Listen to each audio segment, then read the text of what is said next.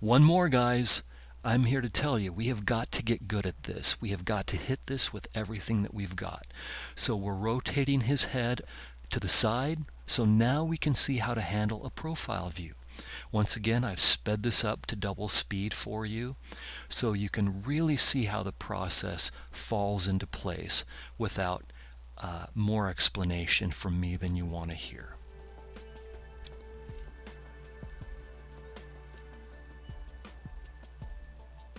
And I'm going to ignore the hand. This class, a class needs to be very focused. And so this is not a head and hands class, though hands are incredibly important. We're focusing specifically on the head.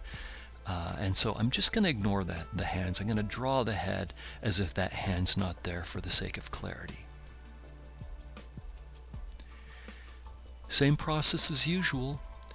The big cranial mass, the big ball shape, and then add the jaw on top of that. Super simple shapes, just one big mass. And then you get the biggest, simplest statement possible and make sure that's accurate. And then you add the next simplest thing into that and make sure that's accurate, the simple placement of the features. Then you put the next simple thing, maybe how those features break down into parts, and then the next simple thing. And by working that way, you guarantee that at each stage, your drawing remains accurate.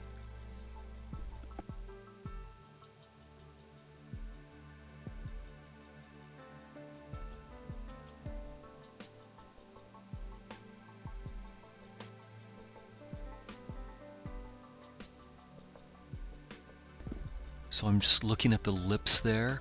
I'm looking at how the features line up. See those long lines I brought down? I have to have everything line up properly with each other. So dropping those plumb lines down is very helpful.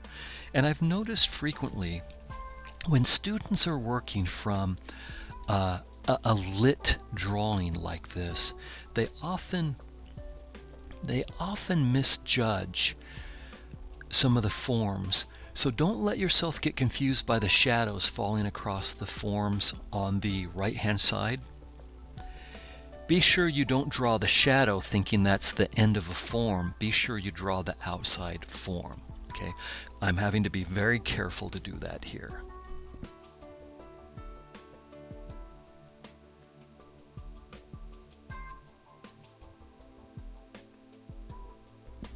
And let's get that neck connected to the head. So the neck comes down, the shoulder comes around in front of it, and the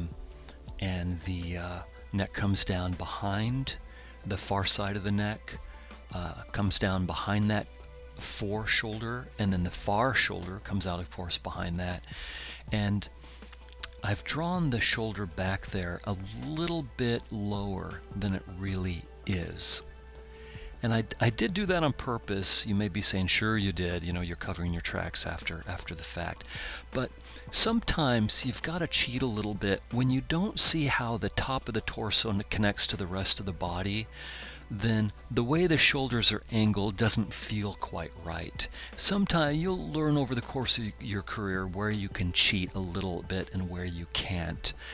But because I'm not drawing his hand in there, there's not a justification for his shoulder being pushed back that far. But don't worry too much about that. That's just, as I say, a justification for how I drew that.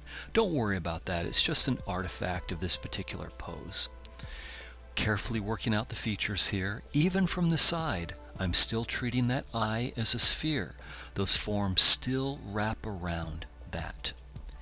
And be careful as you draw the eyebrow. Now I'm talking about the hair that makes up the eyebrow.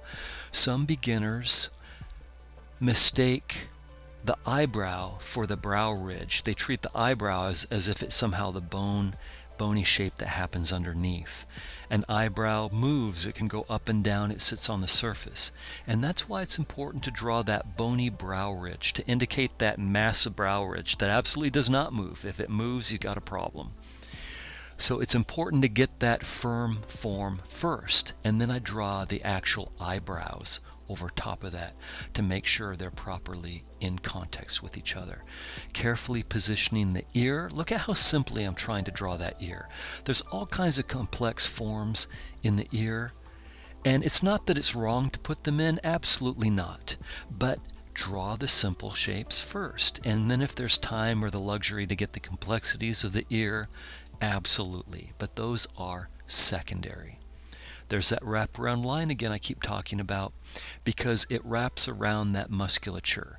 It's not the musculature itself, always wanting you to differentiate.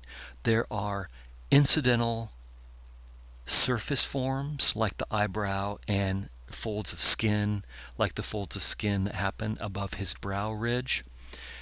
But those are not muscles, they're not big forms, they're surface forms.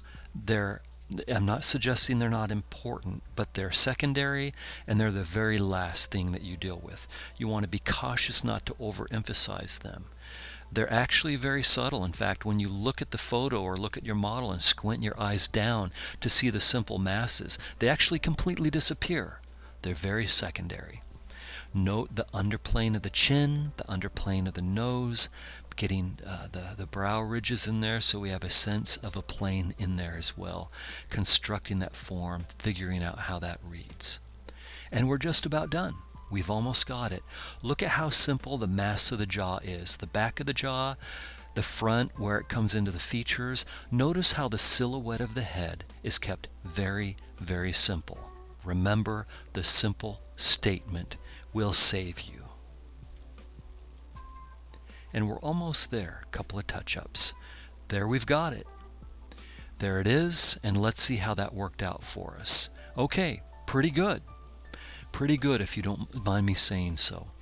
The construction drawing is very accurate. The features are very accurate to the front of the face.